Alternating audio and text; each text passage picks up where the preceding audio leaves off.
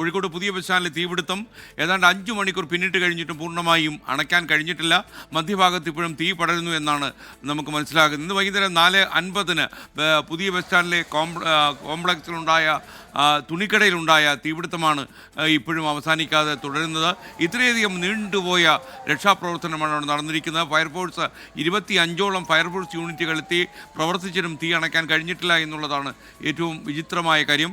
അത്ഭുതപ്പെടുന്ന കാര്യം കൂടിയാണ് ഇത്. ഒരുപക്ഷെ ഫയർഫോഴ്സിൻ്റെ ഈ കോഴിക്കോട് മലബാർ ഭാഗത്ത് ഏറ്റവും വലിയ പ്രയത്നങ്ങളിലൊന്നായി ഇത് മാറുന്നു എന്നുള്ള കാഴ്ച കൂടി നമ്മുടെ മുന്നിൽ ഉണ്ട്. ഏറ്റവും അവസാന വിവരങ്ങളുമായി ദീപക് തരമണം ഈ ബസ് സ്റ്റാൻഡ് പരിസരത്തു നിന്നും നമുക്കൊപ്പം ചേരുകയാണ്. പറയൂ ദീപക്. SKN നമുക്ക് ഇപ്പോഴും നിയന്ത്രണ വിധേയമായി എന്ന് ആശ്വസിക്കാം എന്ന് മാത്രമേ ഉള്ളൂ. കാരണം പൂർണ്ണമായ അർത്ഥത്തിൽ നിയന്ത്രണ വിധേയമായില്ല. നമുക്ക് ദൃശ്യങ്ങളിലേക്ക് പോകുമ്പോൾ നമ്മുടെ ക്യാമറാമാൻ മുനീഫ് തിരൂർ ഒന്ന് പാൻ ചെയ്യുമ്പോൾ കാണാം. നമുക്കിപ്പോൾ ഈ ഫയർ സേഫ്റ്റി കമാൻഡോസ് മുകളിൽ അവിടെ ഈ ഓക്സിജൻ സിലിണ്ടറൊക്കെ ആയി അവർ മുകളിൽ ലാൻഡ് ചെയ്തിട്ടുണ്ട്. അവരവിടെ ഈ ലാഡർ ഉപയോഗിച്ച് മുകളിൽ എത്തിക്കഴിഞ്ഞു.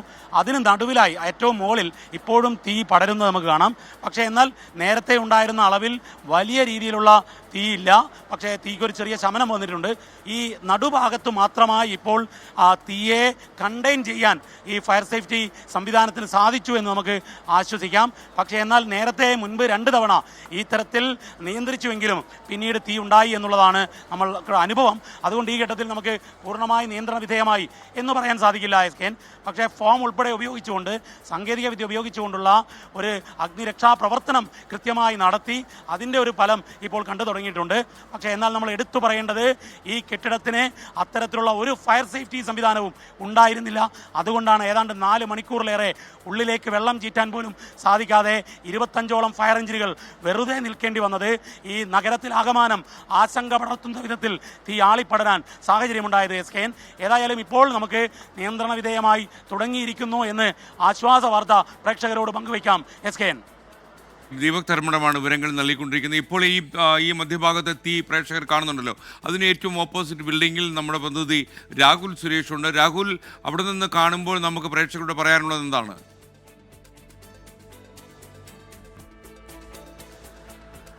SKN, നമ്മൾ ഈ ബസ് സ്റ്റാൻഡിന് പുറകിലെ ആ 10 നില ബിൽഡിങ്ങിൻ്റെ മുകളിലാണ് ഞാനും ക്യാമറമാൻ രാജേഷ് വെള്ളരിക്കൊണ്ടും അതോടൊപ്പം തന്നെ സാരഥിയായിട്ടുള്ള ഹരിയും ഉള്ളത്. ഇവിടെ നിന്ന് നമ്മൾ നോക്കുമ്പോൾ കാണാം, അത് ഇടതുഭാഗത്തെ തീ ഏതാണ്ട് പൂർണ്ണമായും അണച്ചിരിക്കുകയാണ്. വലതുഭാഗത്തെ തീയും പൂർണ്ണമായും അണച്ചിട്ടുണ്ട്.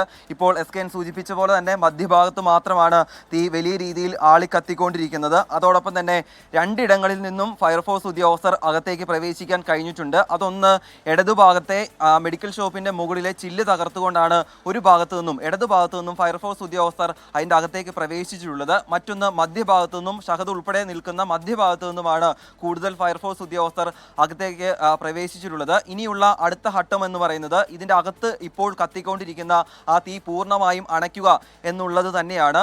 നമ്മൾ ഇവിടെ നിന്ന് നോക്കുമ്പോൾ കാണുന്ന മറ്റൊരു കാഴ്ച, കഴിഞ്ഞ 2 മണിക്കൂർ ആയി തുടർച്ചയായി ആ വലതുഭാഗത്തുള്ള 5 നില കെട്ടിടത്തിൽ നിന്നും ഫയർഫോഴ്സ് ഈ കെട്ടിടത്തിലേക്ക് വെള്ളം പമ്പ് ചെയ്തുകൊണ്ടിരിക്കുകയാണ്.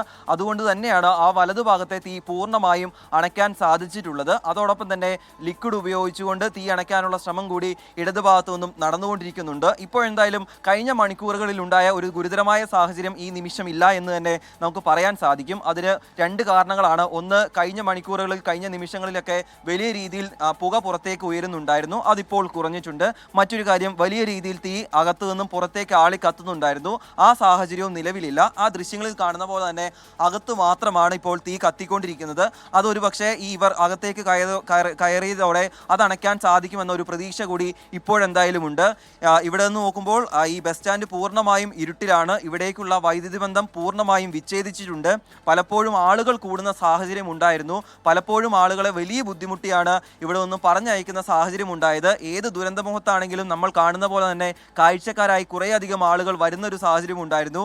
അത് മൈക്ക് അനൗൺസ്മെന്റിലൂടെ പലതവണ അവരോട് പിരിഞ്ഞു പോകാൻ പറഞ്ഞു. എന്നിട്ട് അത് ഉണ്ടാകാതെ വന്നതോടെ ലാത്തി വീശുന്ന സാഹചര്യം വരെ ഉണ്ടായി. അതിന് കാരണമായി പറയുന്നത് ഫയർഫോഴ്സിന്റെ വാഹനങ്ങൾ ചീറിപ്പായുകയാണ്. അവരുടെ ലക്ഷ്യം എന്ന് പറയുന്നത് തീ അണയ്ക്കുക മാത്രമാണ്. അതിന് തടസ്സമായി ആളുകൾ വന്നതോടെയാണ് അവരെ പൂർണ്ണമായും ഇവിടെ നിന്ന് മാറ്റിയത്. എന്താണെങ്കിലും ഇപ്പോഴും പുക പുറത്തേക്ക് വന്നുകൊണ്ടിരിക്കുന്നു. അതോടൊപ്പം തന്നെ മധ്യഭാഗത്തു നിന്നും വലിയ രീതിയിൽ അകത്തു നിന്നും പുറത്തേക്ക് തീ ആളി കത്തിക്കൊണ്ടിരിക്കുന്നു എന്ന കാര്യം കൂടിയാണ് ഈ നിമിഷം റിപ്പോർട്ട് ചെയ്യാനുള്ളത്. ഒരു പരിധിവരെ തീ നിയന്ത്രണ വിധേയമായിട്ടുണ്ട് എന്ന് രാഹുൽ വേണമെങ്കിൽ പറയാം. സുരേഷാണ് വിവരങ്ങൾ നൽകിക്കൊണ്ടിരുന്നത്.